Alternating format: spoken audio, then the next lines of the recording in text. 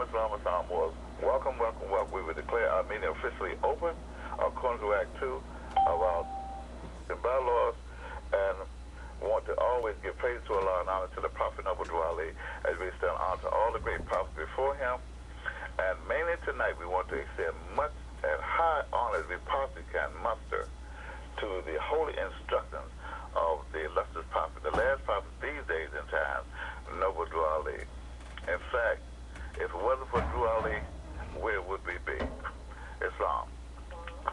Our subject chapter for the week more is chapter 47, and it's called Egypt, the capital empire of the Dominion of Africa. And with this special chapter, we want everyone, all students online, please have your pencils and papers ready, as well as your question, because the prayer and the laws that you just witnessed is all throughout this special chapter. Okay?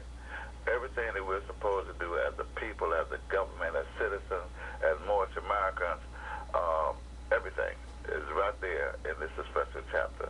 So let us find ourselves, because you must remember, our science, the science of the Moorish, is a power, okay, that can exert itself for the individual at the will of the user, okay? It's a power more that all we got to do to exercise this great power, this boundless power, is to think. That's all we have to do is think. Noble Ali said it himself. Moors, if I could just get you to thinking, you would save yourself. Okay? So let us find out about these hidden powers that we have that's laying so dominant, and why is it that the Moors are still asleep here in North America, or nearly 100 years after Noble Ali brought these great teachings? Why is it that the Moors still have not started thinking? Okay? We're going to go into that also tonight. If you want to know as to what happened with the Moorish Science of America, hang on to this class. You'll find out tonight. If you want to know why it is that the Moors have not become a nation of people yet, and what they're going to do when they will become a nation, and they are, okay? Hang on to this class tonight. You will, all these answers, these questions will be answered. Islam? Okay. My name is Dr. Elliot. Pleasure to be out, be your host and instructor for the evening.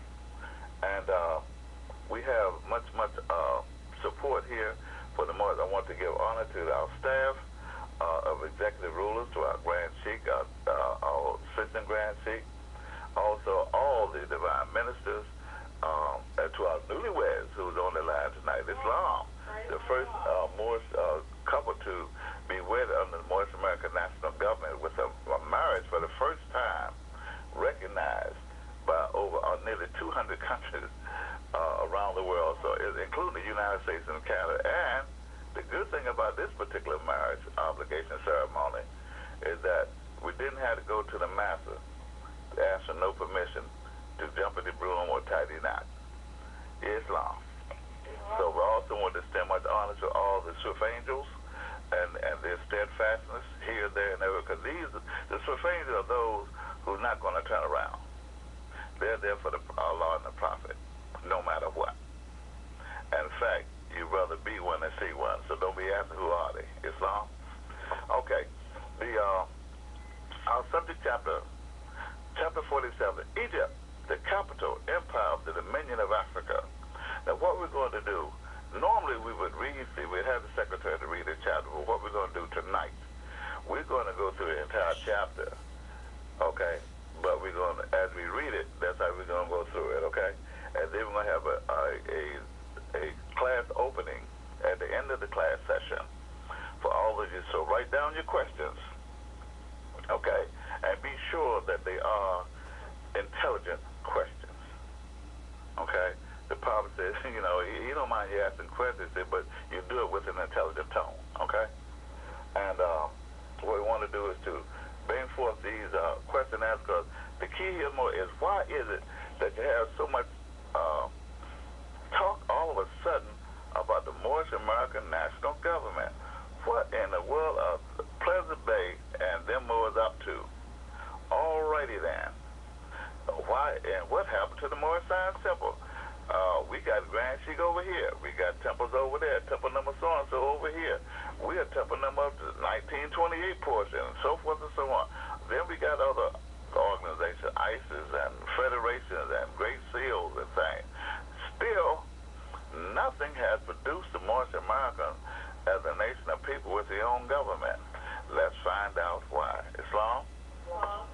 Okay, here we go. Remember, Moorish science is what? The history is the knowledge of a grand history, okay, and relies upon the great God Allah. A grand knowledge of history and relies upon Allah.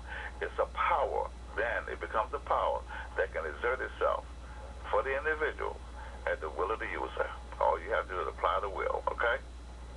So let's find out about Egypt. Number one, we found out as we had this class, our class actually began 2 days ago. Monday at the, Brother Yahya Ibazil, Divine Master, allowed us to utilize his portion of the Department of Earth, Health, and Healing. And so we started this chapter. Instead of going through the Department of Earth, Health, and Healing, we actually went to chapter 47. And we, again, with the sisters class last night, the Moorish goddess and queens, they allowed a portion of their class also to go into this special chapter. And so we're going to give a brief summary and complete the chapter tonight so that the more ready come Friday. Okay? And like I said, Egypt. Let's begin with Egypt. A lot of Moors, we know that Egypt, as it's called today, is not the true and divine name of that special portion of the earth. Okay? In fact, most of the Moors on the line now, we know that, in fact, Brother Tahaka Bey himself have a Kemet and Cultural Institute over in Louisville, Kentucky. Okay? He teaches everything from hieroglyphics to the ancient culture itself. All right, everything about Egypt, if you want to know, ask Tahaka Bey. Okay, or go over there to Louisville and find out for yourself. Okay? Of course, he may not qualify for some temples. I heard he got rejected out of there. But we won't go into that part either. But the thing about it, there's another name for Egypt, and it's called Kemet. But most Moors do not realize that the name Kemet, often spelled K-E-M-E or K-I, okay, is pronounced Kemet. But sometimes it's pronounced Kemet or Kemai. And this is actually Aramaic, not Arabic, but Aramaic, which is the sister language to the Arabic, those who speak the Arabic language. The Aramaic came long before the Arabic language did, okay? And with this, you find that many areas of that special portion developed some of the great forefathers that we have known, the tribe of Put, Ham, the Cushites, Mizraim, all these descendants from this particular area. Now, the one thing about Kemet is that is primarily known for the Mecca of the earth. Okay, and by that I mean, because Noble Ali says that the Moors, our forefathers, are the founders of the holy city of Mecca. Okay, but when you really want to go into the world's first Mecca, you must remember Mecca is the center of the world's highest thought, where the thought of man, the will of man, and the will of God become one. This is Mecca. Okay, I'll repeat. Mecca is the center where the will of man and the will of the great God becomes one. This is why Noble Ali said, when he was speaking to the Moors in Chicago, he said, make Chicago your Mecca. Well, there's not hundreds, but dozens of Moors today in Chicago that's claiming that, this is Mecca. Come here and get your teaching. This is Mecca. No, Mecca is not a bunch of gangsters. You don't kill prophets, okay? The thing about it is that when you come to Mecca, Ali said, make Mecca. In other words, when you make something like a cake or anything else, or make a painting or make a song, when you make something, you got to have the right ingredients, okay? So what is the right ingredients for making a place called Mecca? When Ali said, make Chicago your Mecca, what must you have as ingredients to do such a feat, to make it to Mecca? Well, what is Mecca? Mecca is the center where the will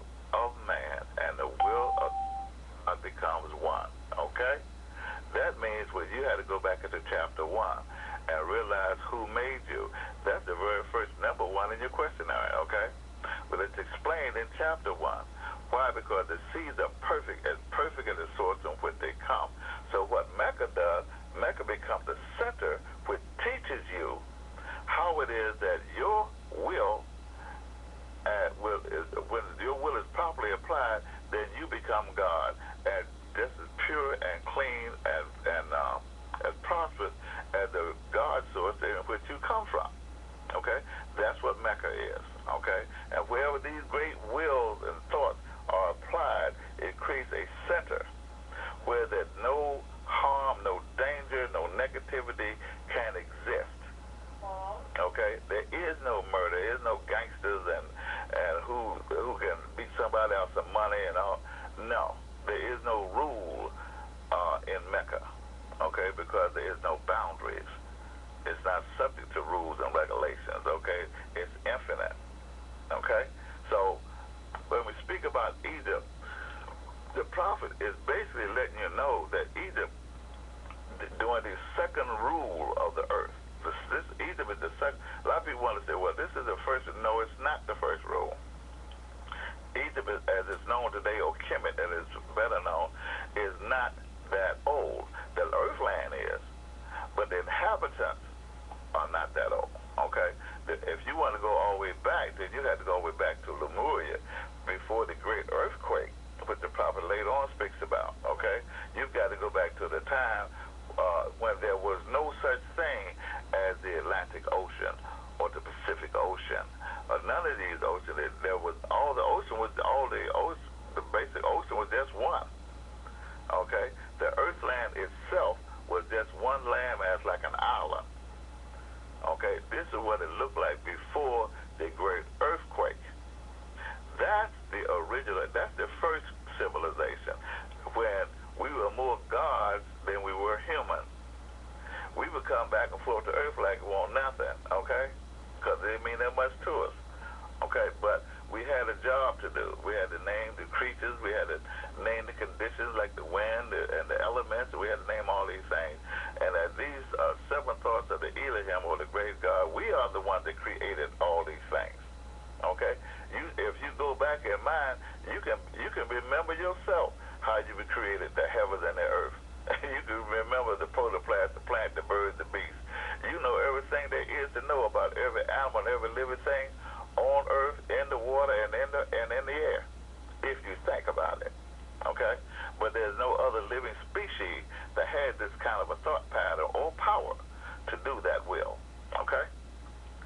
So that's what we want to do when it comes down to Egypt. Now let's go to the next line. The capital empire. Okay, the capital. Now when you speak about the capital empire, you're speaking about an area there that you're talking about the top of the line.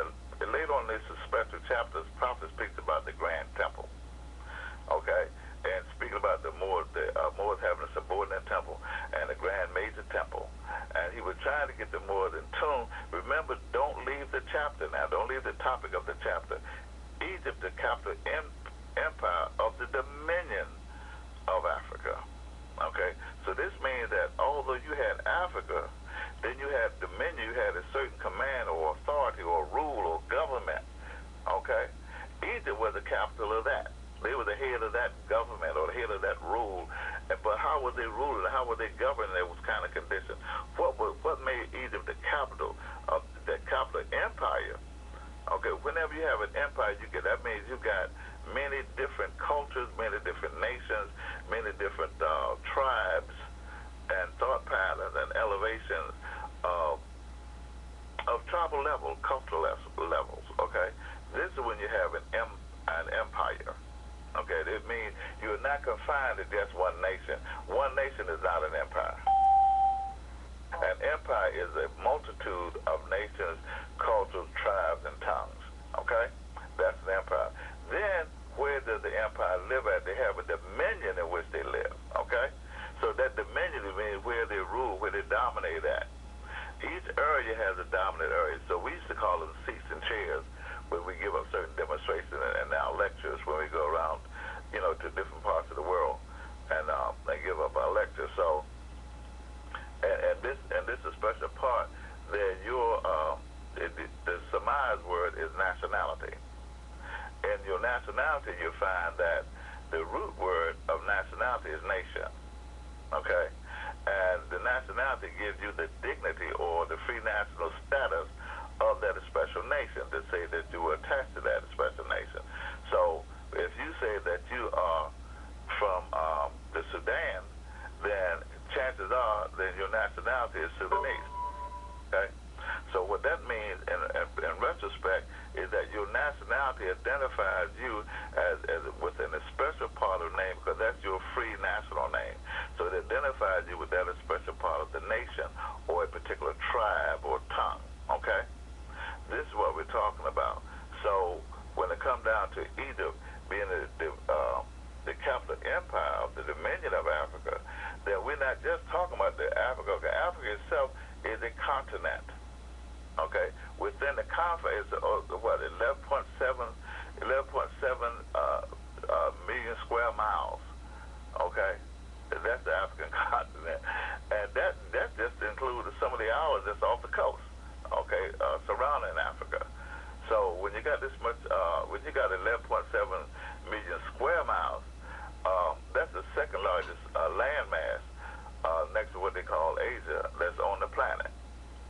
If you would compare it with what is called the United States, good grade, you put the United States in a pocket in Africa and almost lose it. They want to talk about the mileage, okay? Because actually the United States is only 3,000 miles across if you want to go from New York to California, okay? But anyway, let's get back to Africa. And dealing with Egypt is being the capital. It's sort of like being the White House in relation to the United States, okay? Meaning that the United States would be like the Dominion, meaning it has several states, okay? But the whole United States would then be called Africa, if you will, all right? But the headquarters, the one who dictates the law, who calls the shots and enforces the law, make law and enforce the law, is the capital. So this is where your president is coming, your Congress, your Senate, everything is responding right there to what we know as President Obama. He's the head of the military, he's the head of the judicial branch, even the legislature and everything. Everything comes right there. All three heads come right there, okay? So that's the enforcement of the law. And this is key because we ourselves, more, when anyone tells you that, well, come on over here and practice with us, we are the ones. You got to belong to this temple. You got to belong to this particular organization, this particular group. These are the things that you want to know, okay? Number one, is this the capital? Okay? It's simple as that. Because you're falling in line with what your forefathers, look how your forefathers created things. Egypt, the capital of the Dominion of Africa. Oh, all right, Africa, fine. Where's the continent at? Okay, you got America, fine. So you're indigenous to America. Here, a lot of more saying that. I'm Aboriginal. Okay, fine. Okay. What's your nationality? Then they start changing up on you. They want to be some kind of Indian tribe. Okay? That's not going to cut it. You only have one free national name. All the countries and nations that you know of today, pick them out, each one, and go by their flag, and each one has a one free national name, every last one of them. Okay? Only us, the Moorish Americans, are the only one I know right now that's coming up with 15 to 20 different names, as though black and color wasn't enough to suffer under, okay? Nobody really bring you one free national name, and then you want to come up with some other thing. I want to be Nawabian. I want to be Washita. I want to be this. No. Every nation on earth is named according to who their forefathers were, okay? And they also named, look at the landmass. When we read the Constitution just a minute ago, we said divine Constitution of Moorish America. A lot of Moors got upset about it. What happened to the Moorish Science Temple? Well, the Moorish Science Temple don't have no decent nature. Okay? But when it comes down to the Americas, we own this. Okay? We're indigenous to this. This is our land. Nobody said, you more said, you home. It's the European, the one that's visiting. But if you're home, then you got to wake up and realize that just being home is not enough. You're also the homeowner. That means you don't pay rent, but you got to keep up the maintenance. Okay, it's up to you to take up and pass out the jurisdiction and the law. You got to make laws and enforce the laws to sustain the homeland. Okay, so when it comes down to Egypt, the capital empire of the Dominion of Africa, this let you know that during this is Mythian rule. We went through the laws of Mayat when we was dealing with the chapter on religion, whatever. No, it wasn't that far back. Beginning Christianity, that's when it was. Yeah, because it was the principle of the Ten Commandments. Okay, and we were dealing with the laws of Mayat, the 42 Constitution of Mayat, which actually with the Ten Commandments was actually drawn from. And you can find this in the book Noble Dwali, the Government of a Nation, when you want to deal with the history of the Ten Commandments. They actually came out of Kemet, okay, and from the Constitution of Mayat. And as a result of that, making law and enforcing law, this is how man was teaching one thing: man, know thyself. This was the key. All right, this was the key law enforcement, law acknowledgement, and the key principle throughout all of Kemet.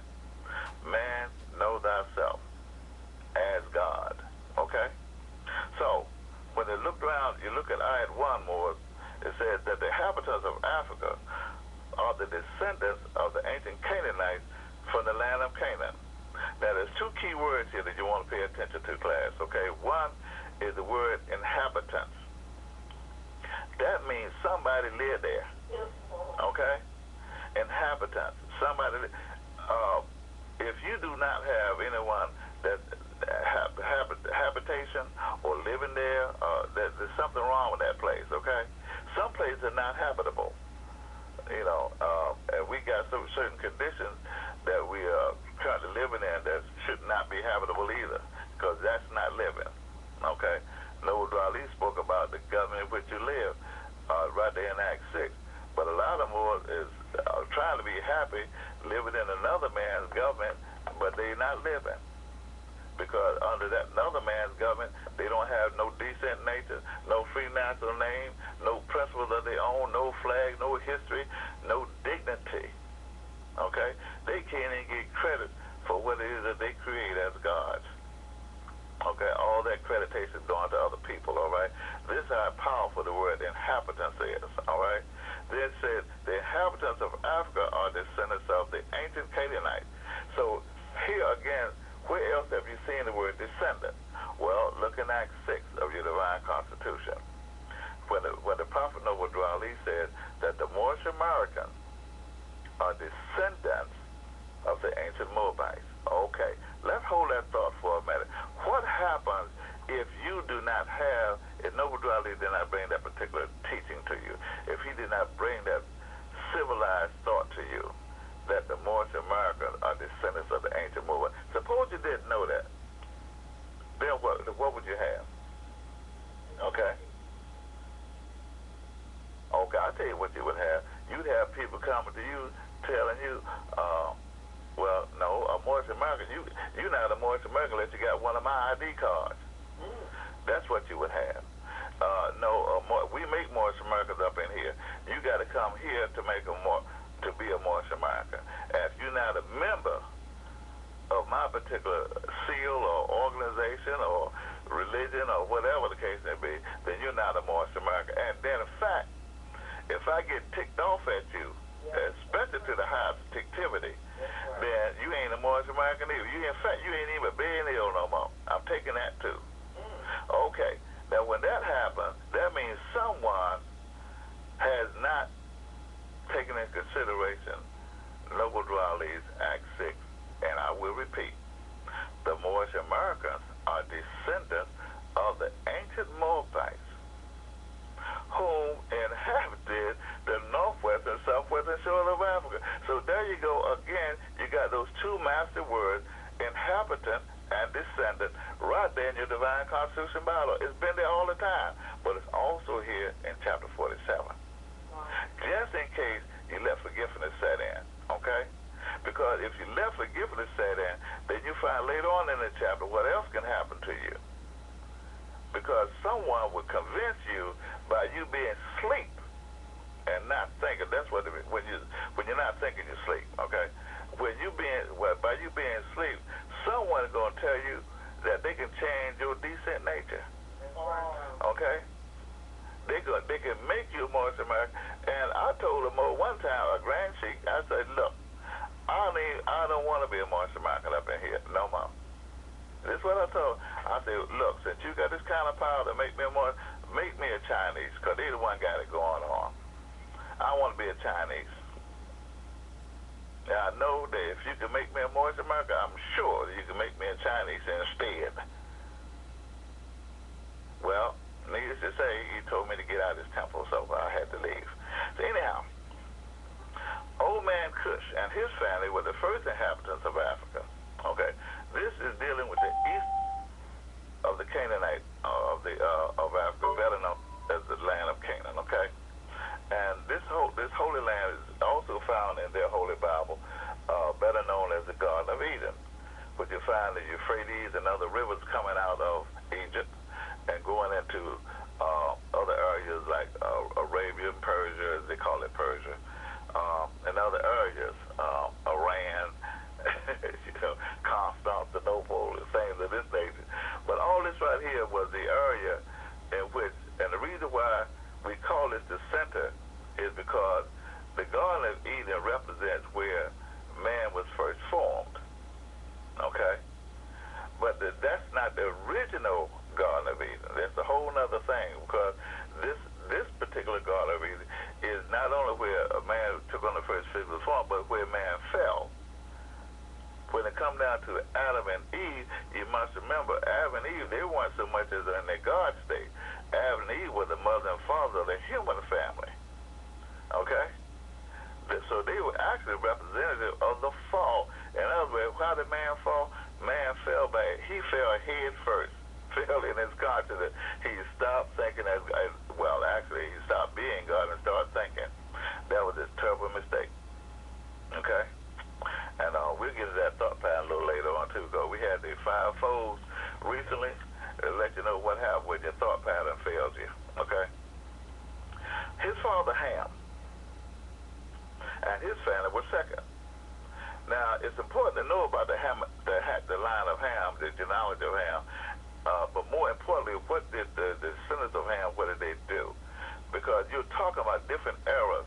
A lot of people think because you mention different names like Ham or Cush or Mizraim or Abraham, a lot of the time, or Lot or whatever, but more often than not, these names are not so much tied to individuals as they are tied to eras. They're tied to nations, actually, okay? As they moved about, as they expanded, as they relocated, as they spread, as they exiled or extended themselves, okay? You talk, like Noble Drawley came on the scene. Nobody heard of Moorish American prior to the advent of Noble Drawley, although we were here. So he had to let you know that you didn't fall off the back of a cabbage truck. He had to let you know, well, wait a minute, the Moorish Americans are descendants of the ancient Moabites. So he gave you some roots. He gave you a history. Okay? And then you're able to extend yourself. Well, this chapter here gives you your balance by giving you a history and your roots as to how you became a Moorish American. Okay? You didn't become a Moorish American just because you are here to the continents of the Americas. No, no, no. Okay, that's just a part of it. You got 2 free portions of your free national name. Okay? One is Moorish and the other is American. The Moorish part deals with your descendant nature, okay? It gives with your history of where your forefathers were. America has to do with your indigenous status, your aboriginal portion, okay? So when you take the history and then you got your science working. Now you're thinking, okay? You are today who your forefathers were yesterday, all right? That's why you're Moorish American. Now, if you want to be anything other than that, you're going to miss out on a couple of things. Number one, you're going to miss out on your forefathers. You're going to miss out on their great contributions and this great transition that took place across the continent of Africa, even into the Okay, let's read on. We're going to find out how this works, okay? His father Ham and Fanny was second. Then came the word Ethiopia, which means the demarcation line of the dominion of a Mexican. All Ethiopia means more is just what the prophet said. It means something divided. There's nothing good about the word Ethiopia. This is why the prophet said clearly in Acts 6 that we are not Negroes, colorful black people, or Ethiopia, because we are not something divided. We're not splitting the head. We're not borderline here, there, 1 minute, up there next minute, or somebody over here the next. No, okay? We got a firm foundation root. We know who made us, who our forefathers were and everything. So, no, we cannot be something divided, okay? We cannot be black or white because these are just words. They're not colors, okay? These are words. What does the word black mean, okay? Even the word Negro is nothing but a word, okay?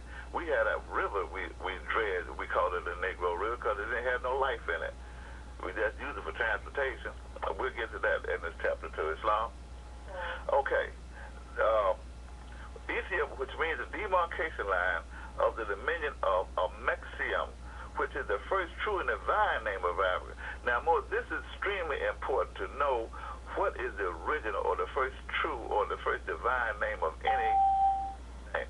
We was into this support last night in last night's class, okay?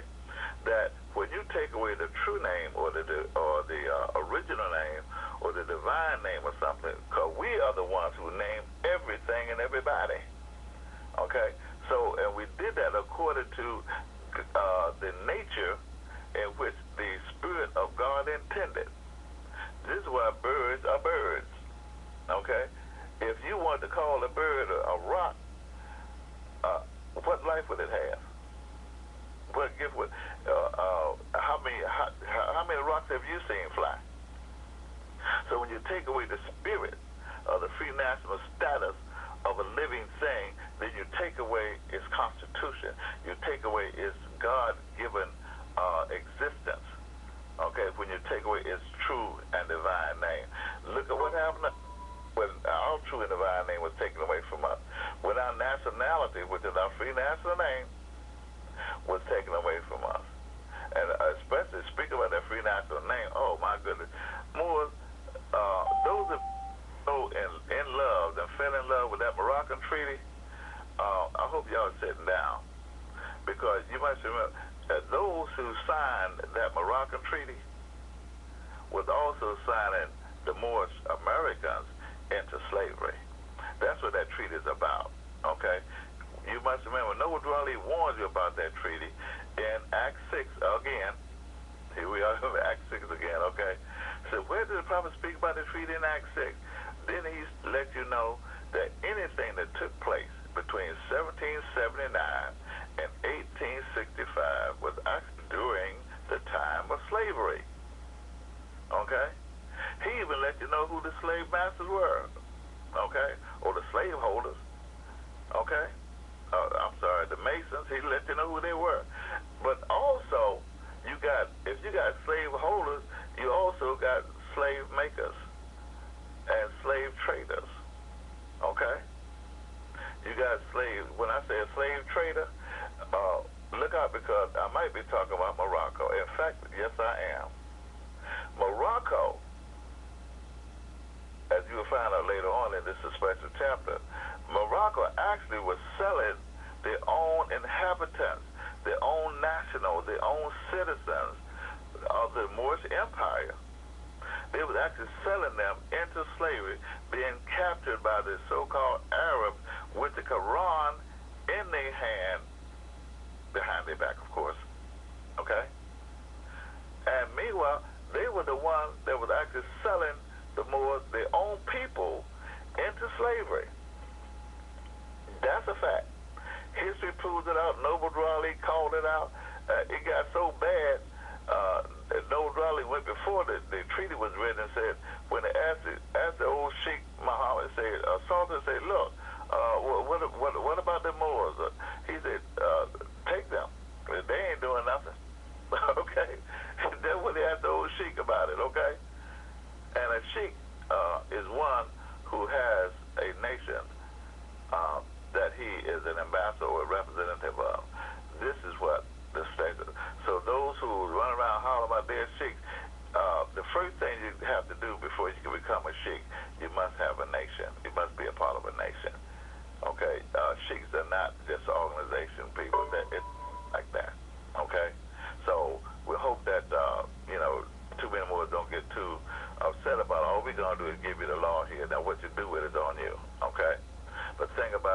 come down, Morocco actually sold their own people into slavery, and the proof of it, if you read the Moroccan treaty that was signed during the time of slavery, I ain't seen a bunch of slaves yet that could write a treaty.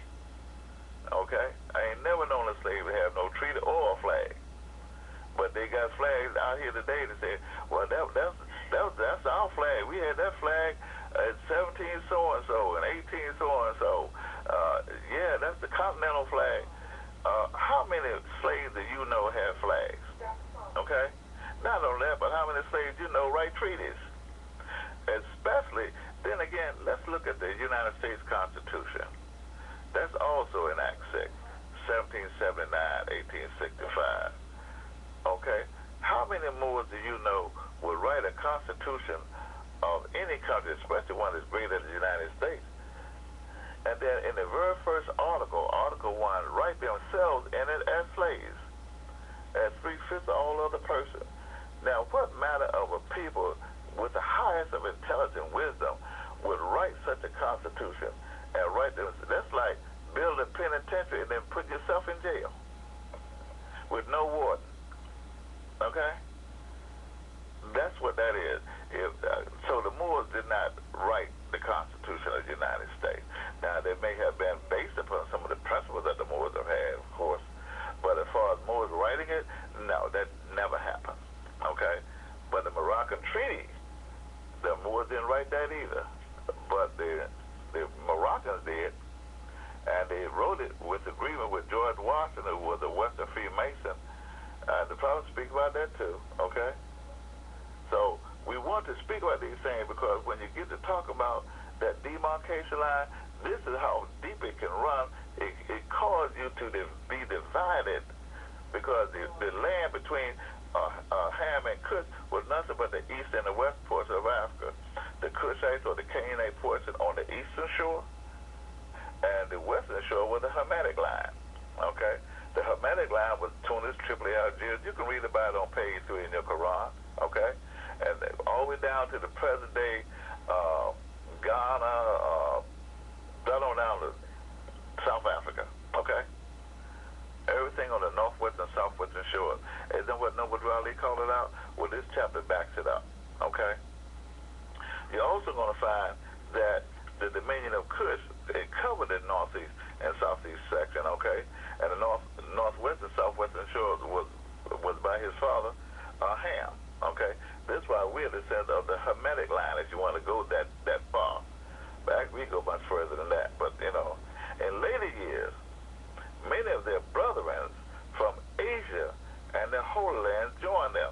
Now, let me point out the difference between Asia and the Holy Land. Okay, Asia is the portion in which the Moors went into when they called going into the world, when they spread into the world. Asia is primarily occupied by those who took the teachings out of Egypt and went abroad with them. For example, like you got the people of India, they will be classified as Asians. The people of Japan, China. The reason why I'm saying it is because look at the culture and look at the thought pattern, look at what they call a religion. Today they call it religion. It's actually practices a way of life to remind themselves as gods. That's what Chi is all about. That's what all the martial arts is about. The systems of yoga is all about. The meditation is all about. All this comes out of Kemet, Egypt, if you will, okay? So when it comes down to the Holy Land, you're talking about the Holy Land is the portion that's dealing with what we call the Garden of Eden, or the eastern shores of Africa. This is the true Holy Land where man was first formed, okay? But it's not dealing with the portion, the first civilization. We're talking about the one that's after the great earthquake, that civilization, the one we're talking about. Now, the Moabites from the land of Moab, who we speak mission from the Pharaohs of Egypt to sell and inhabit Northwest Africa. Now, a lot of us did get caught up by this Joshua saying that Joshua, he made the Moors do this. He forced them out to do that. Well, a lot of times Moors get sort of stubborn. We do that today. Okay, we saw the stubborn people. We don't want to do right. We don't want to move. Just like the Moors right now, they'd rather go to church than become a nation of people. Okay, they'd rather join a lodge and talk about each other than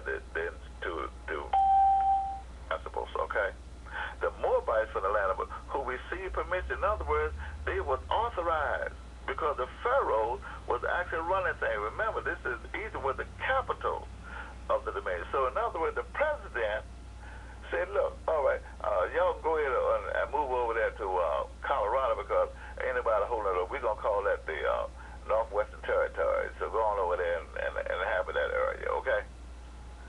Because you and your son y'all ain't getting along no way. So once y'all son go here and the father go there, okay? Why? Because you must remember, we own the whole earthland. Okay, the whole earthland belongs to us, all right? So, they were the founders and the true possessors of the present day, the present Moroccan or the Moroccan Empire, okay? These are those who, they were also, in other words, they wanted to say, well, how did you get to Morocco, Tunis, Tripoli, and Algiers? The Pharaoh, authorized, or the president, the one who was in control at that time, okay? The one who was in custody of the entire dominion. We talk about the ones, the capital heads. They're the one that told us to go on over there and have those land and civilize that area over there. Right? So this is something to be proud of, because it gives you the history of how the Moorish America came into existence, how you got here to this day. Okay? A lot of us are under the impression that we got here as slaves. We were made into slaves, a portion of us, that's true. But that's not how we got here. Okay? You had to make slaves out of something, and it was the Moorish. Okay? So we were Moorish long before we became slaves. And you cannot change man from the descendant nature of his forefather. We're still Moorish after we were slaves. Okay? Slavery is not going to change us from being Moorish. Okay? Now, just because someone told us that we were Negro, colored, and black in Ethiopia, that doesn't mean we had to stay that way, because our mind accepted it at one time. But that was before Drew Ali. Drew Ali came, he said, look, I forgive you for all that. Okay? So now, within with their Canaanite, Hittite, and Amorite brothers who sojourned from the land of Canaan, seeking new home. So the entire this is where I love my Rastafarian brothers and most other Jamaicans that I get a chance to talk to. We have a very good rapport. And the reason why, because my first question to them is, how in the blank can lean over northwestern, southwestern shores of Africa, and all the the Jamaica is surrounded by the Atlantic Ocean. Okay? The Atlantic Ocean was red from the blood of the Moors from the northwestern, southwestern shores of Africa. 400 years of the slave trade, red in that water so bad that it changed the color of some of the fish. Okay? And what I'm telling you now is the fact that when you want to skip over, this is what I tell my Rastafarian brother, I said, when you want to skip over all that Red Sea, all that red ocean, and the northwestern and southwestern shores of Africa, all the millions and millions of our forefathers there, and go all the way over to back to the Canaan land, and tell Haile Selassie how much you love him. What happened? Because I don't recall any of the Canaanites that was brought here as slaves. Okay? No. Read the record more. The Moorish Americans are what? The Moorish Americans are descendants of the ancient Moabites whom inhabited what? There's that word again. The northwestern, southwestern shores of Africa. So if you go back to, I think it's ayat 5, you go back to, it's ayat 4. Go back to ayat 4, it lets you know the difference between the Cushites and the Hamadites. Okay? So those that were put in slavery are those who were descendants of the northwestern, southwestern shores. They inhabited that area. So what? Now that you independent Jamaica, why you want to jump over the northwestern, southwestern shores and love somebody that didn't love you? Okay? Where do you think Marcus Garvey originated? Where do you think Noble Raleigh came from? The northwestern, southwestern shores or East Africa? Come on now, all right? So this is the reason why these lessons are so key, are so important, okay? And it's also followed up on page 3 in your Quran, all right? Now, to prove it to you, the prophet speaks about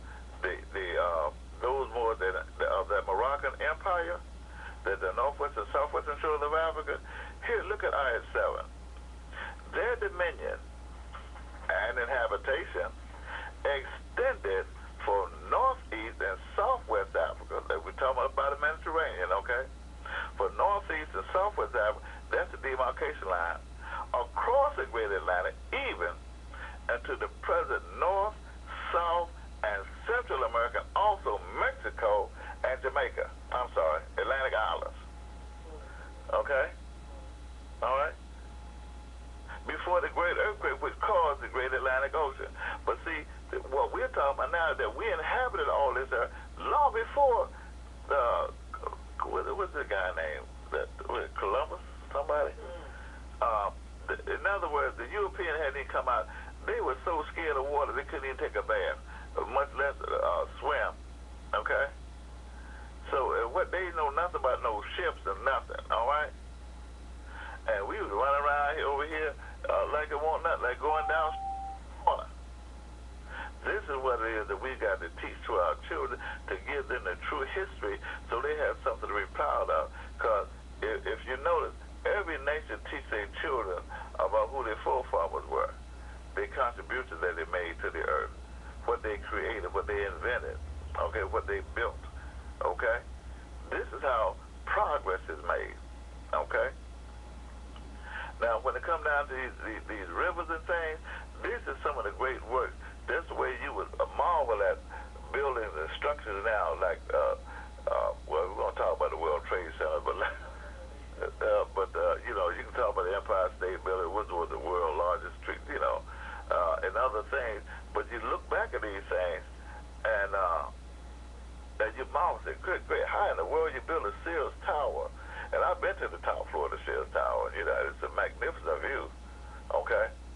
The thing about it is that we built structure higher than that, okay? And when you want to look at it, let's look at some of the things that our forefathers did. The river Nile was dredged and made by the Pharaohs of Egypt in order just to trade with surrounding what? Kingdoms. And wherever you got a kingdom, you got a government, okay? Wherever you got a government, that means you got citizens, you got tribes, you got families, the whole nationality thing, okay?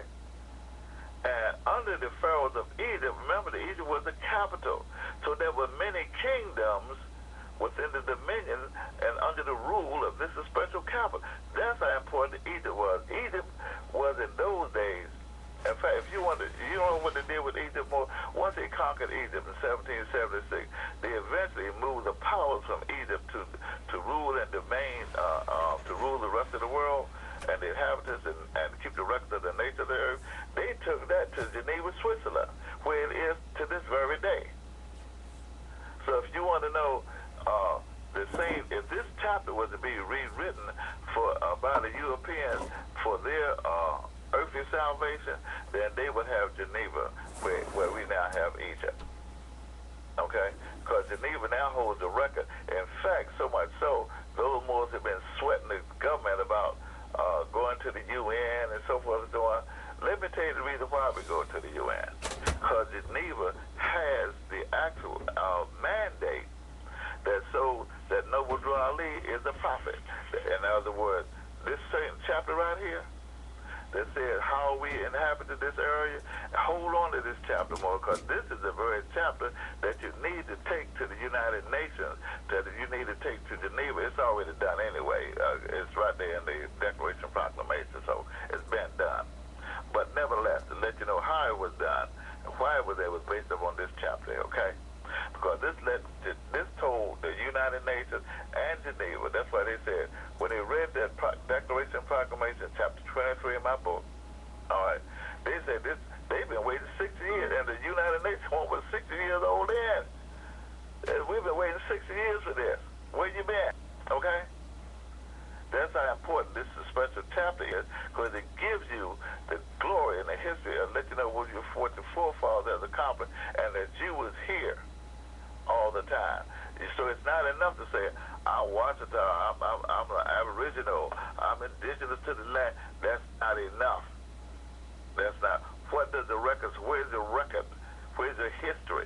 and it's right here in chapter 47 in your Holy Quran. Okay? This showed you exactly what it was, how long we've been here. Okay? That's all? Okay. So more, it's important that you hold on to your one free national name. The Moorish America, we're the only ones that can claim this. You can't claim it under another name. You can't be Moorish. You can't be no Alexanders. You can't be no James folks and Johnsons. You can't be none of that. Okay? You can't be no Masons. Anyway, the river Nile was dredged and made by the ancient pharaohs of Egypt in order to trade the surrounding kingdoms. Also, the Niger River, the Negro River, was dredged by the pharaohs of Egypt in those ancient days for trade. But guess how it did it? It extended this river. They dredged this river so good that it went east from the Nile River, okay, and then westward came back all the way across the continent, right across into the into South America. In South America, it's the same river is called the Amazon. Same river. If you look at the Amazon River, it's the only river on the planet. The water comes inward from the outland, and rather than the rivers coming from the outland, from the inland outwards. Okay? And the reason why is that way to this day is because the river was really dredged from east to west. Okay? Islam? Our forefathers, like, you talking about building a Sears Tower, they try dredging a river with your bad self. You got people down here right now building up sandbags and trying to stop the levees and whatnot. That ain't nothing. Once you make you a Mississippi River then, you don't let the way the river run and dredge another one. That's what we did. Islam. I ain't seen nobody dredge the river since then. Anyway, according to all the true and divine records of the human race, there is no Negro, black, or colored race attached to the human family. And this is key. Why? Because it lets you know, because if you nowhere in the prophet's literature will you ever find the prophet speaks about the Europeans as being attached to the human family. So who is he talking about? Okay? When he says the human family, there is no Negro, black, or colored race attached to the human family. Well, who is attached to the human family then? The Europeans are not attached because they think they're white folk. Okay? They're not human. The human race. You got to be human to be a part of the human family. Excuse me? Okay? Like I said, it's not engineering. All right? It's a matter of faith, knowing what you're talking about. Believe in your prophet and you will know. Okay? The human race, the whole human family, Mo, is made of just what it says, humans. We know what a human is. Them people that have been sun-kissed. Okay? H-U-E, man. Human. Okay? Yeah, they got a little hue, a little pigment, a little olive, And I don't want to get nobody upset, because some people get to that world competition. And if you like, you all right. I can hang around, but if you black, get back. That's not human. Okay? We ain't got none of that in the human family. Okay? Because all the inhabitants of Africa were and are of what? The human race. See that, Moses? See what I'm saying? See how good the prophet is to us? He let you know that all, no matter what you're the east, west, Cushite, Canaanite, it don't matter. Hammonite, all of them. Okay? All of the inhabitants of Africa were, see, there's that word again, inhabitant. Okay? Of Africa were and are of the human race. The master word again, descendants of the ancient Canaanite nations. Okay? And we already took where the Holy Land was at. Okay? Now, what your ancient forefathers were, you are today without doubt or contradiction. Now, that again is key. Okay? And the reason why it's so important is because if you do not know, this is a special chapter, this is a special letter. If you do not know who your forefathers were, you will not have no faith in your own nation of people today. Okay? That's how important it is. If you wonder why it is that the Moorish here in the Moorish American National Government outstands and outshines the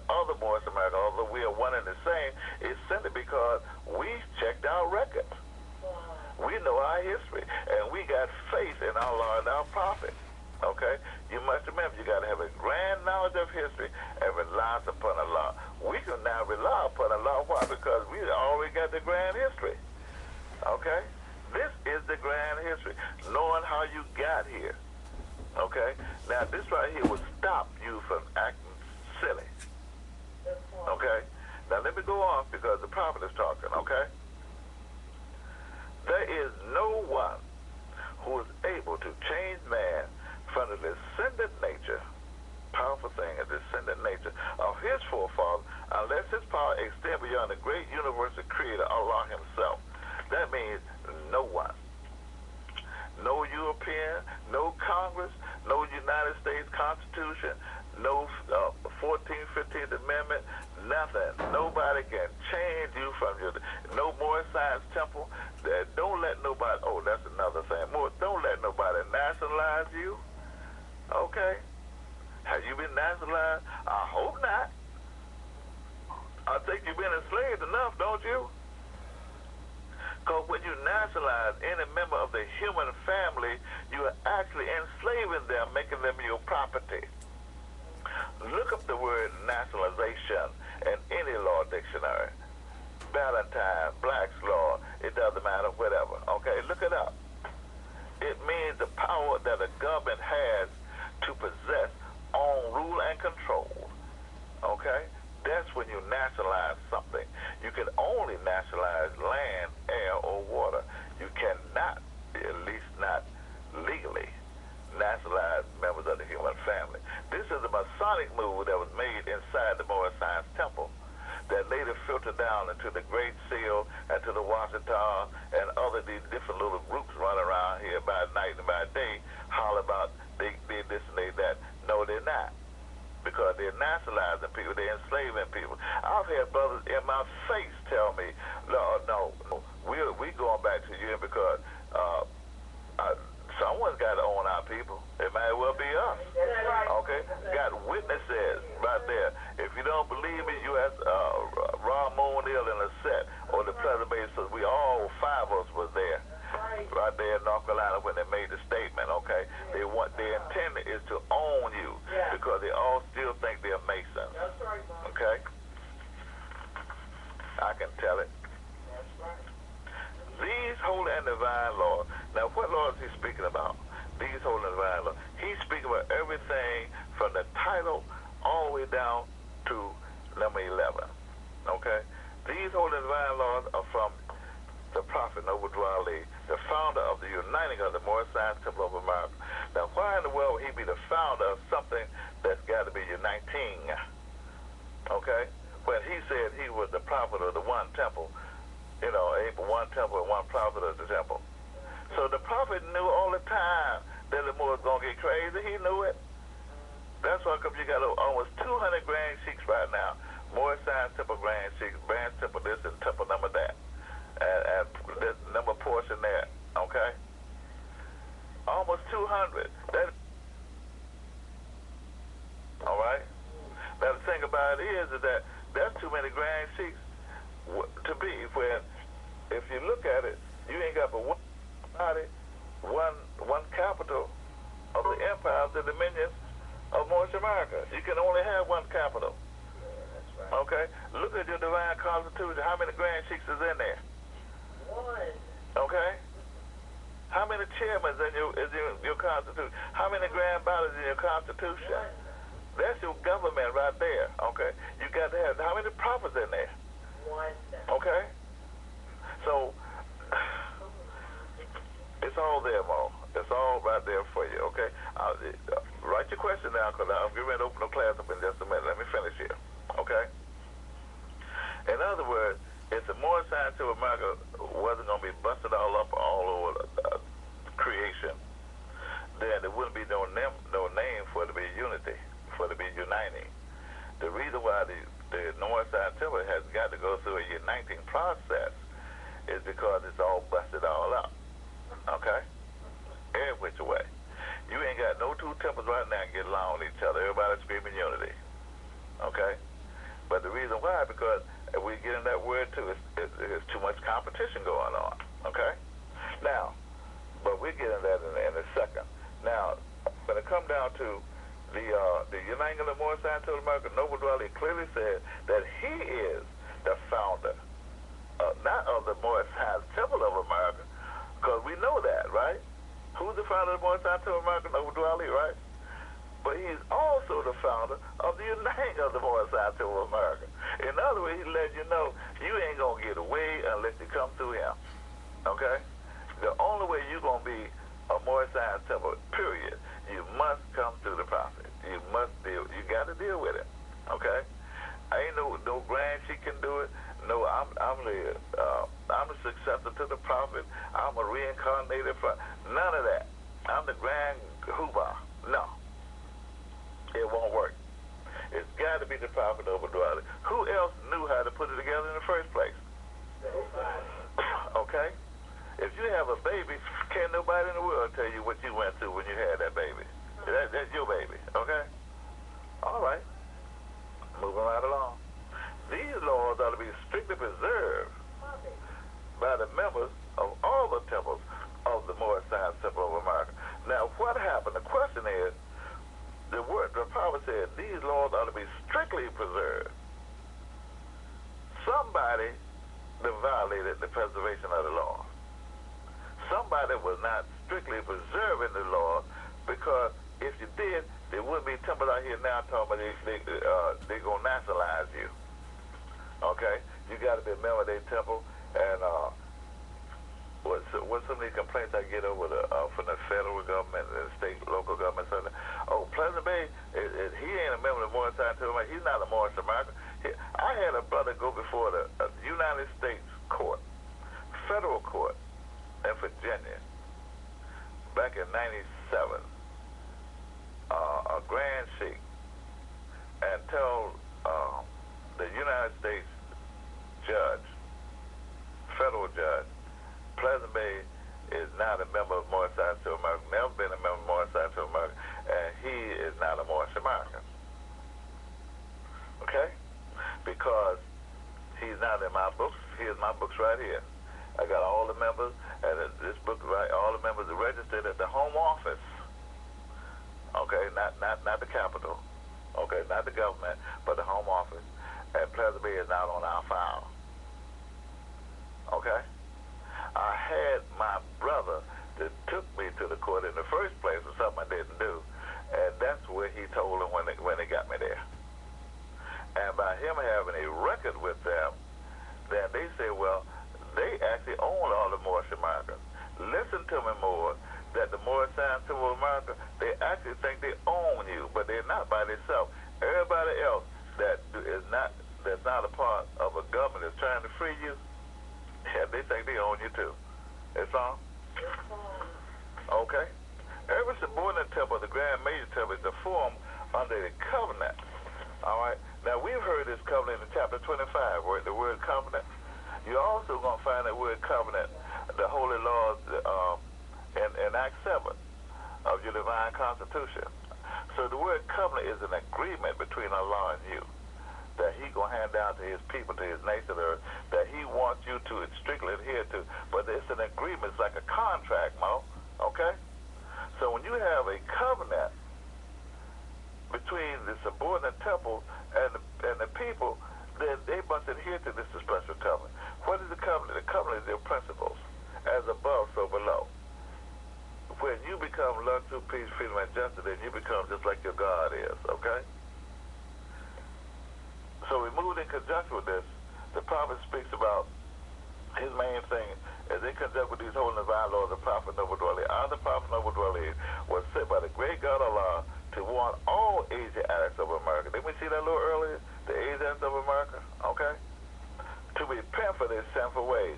What is the sin?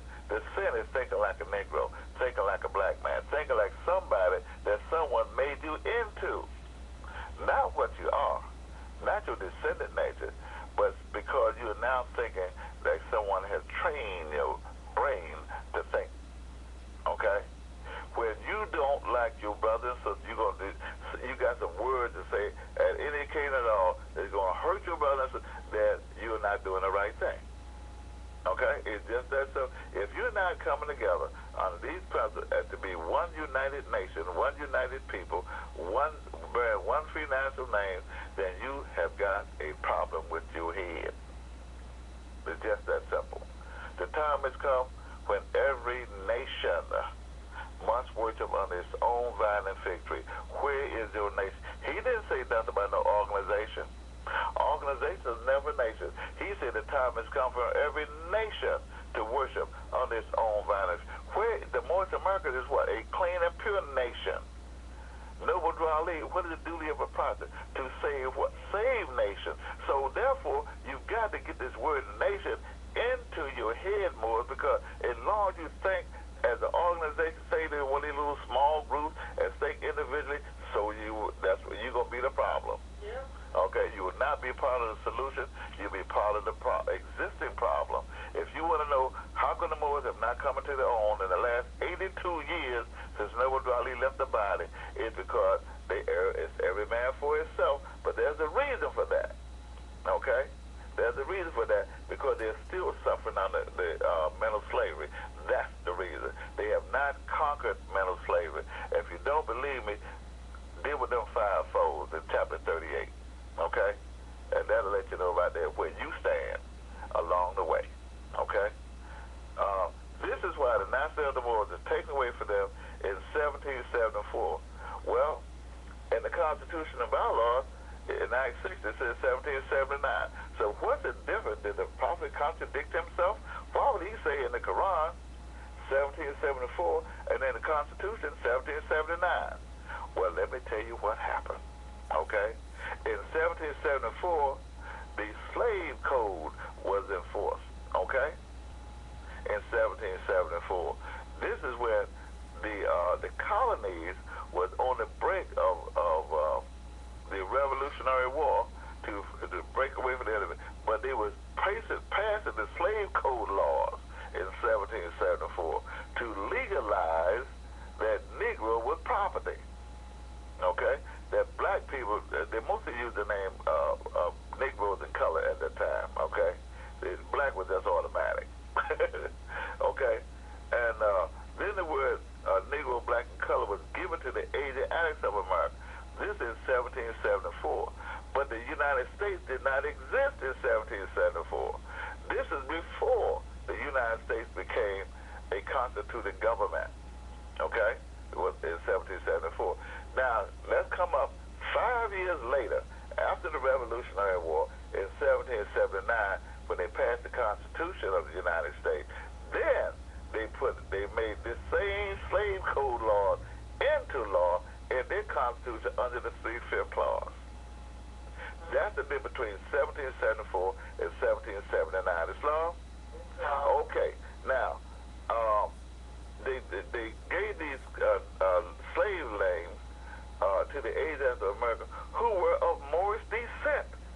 You see what I'm saying, boy? So that took you away from your descendant nature of your forefathers.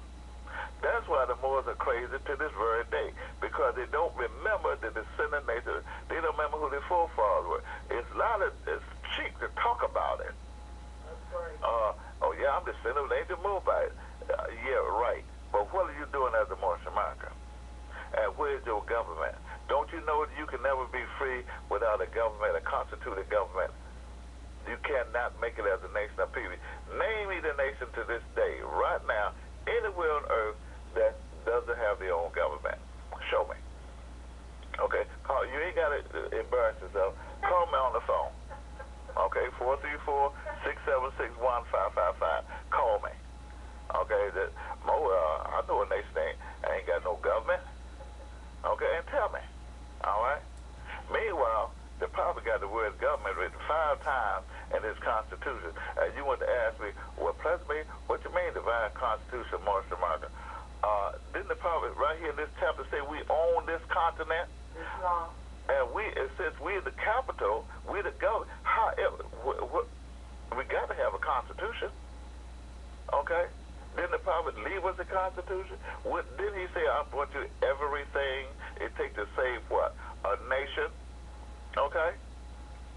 And the thing that there's not a nation, a government nowhere in existence that don't have a constitution, whether it's written or not.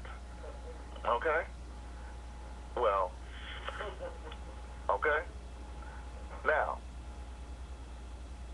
the Moors didn't honor the principles of the forefathers. Okay? And they strayed after the gods of Europe. Okay? At whom they knew nothing. Now, who are these gods of Europe? Moors, pay attention. If you miss all the rest of the class, listen up. Okay? These gods of Europe, in which the Moors do not know anything about. Let me tell you why they don't know nothing about these gods of Europe.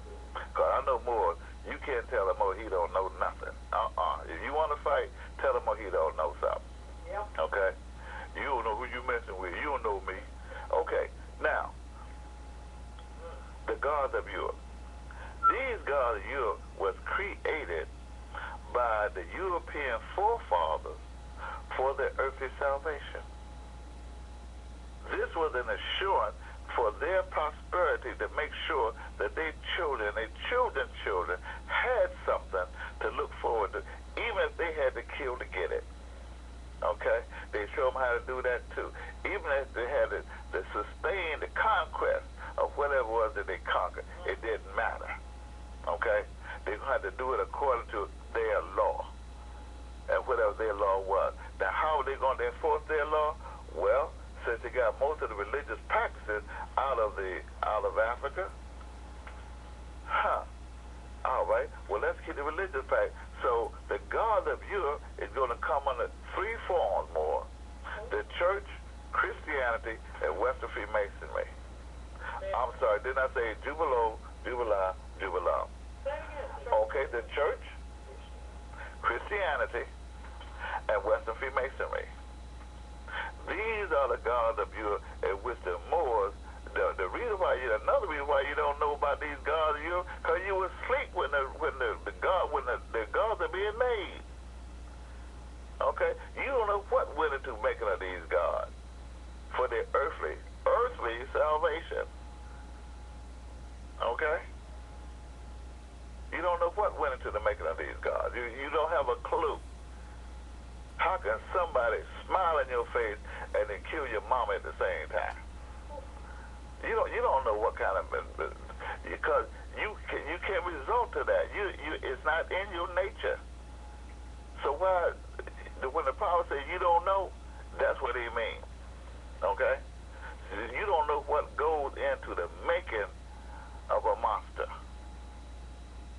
even if you made the monster yourself. Islam?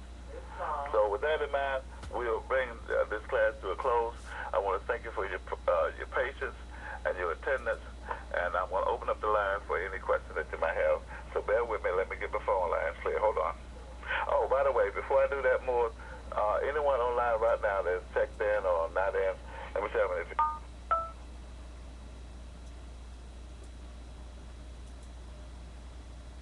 what I want everyone to do is to star 6 your phone until I tell you otherwise, please. Okay, everyone online,